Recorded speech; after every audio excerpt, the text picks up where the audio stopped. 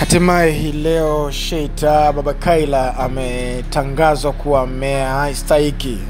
Kwa hiyo kwa sasa hivi meya sio tu diwani huyu bwana, ameshakuwa na meya katika halmashauri hiyo, akiongoza madiwani wote ambao wanapatikana katika halmashauri hii hapo. Kwa hiyo kama utakuwa una maoni yoyote kuhusiana na Sheita, amekwaje mpaka ameshinda, mbona kuna madiwani wengi, au kutokana na umaarufu wake, au kwa sababu na hata hivyo anafahamika zaidi kwenye siasa, na hata hivyo watu wengi wamemwamini kwenye muziki, kwa hiyo maarufu wake umemfanya aaminike kila sehemu. Hebu sema, toa maoni yako hapo chini.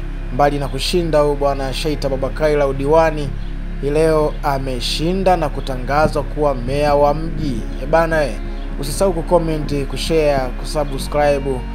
Utakuwa ni moja kati ya familia ukisubscribe. Bye bye.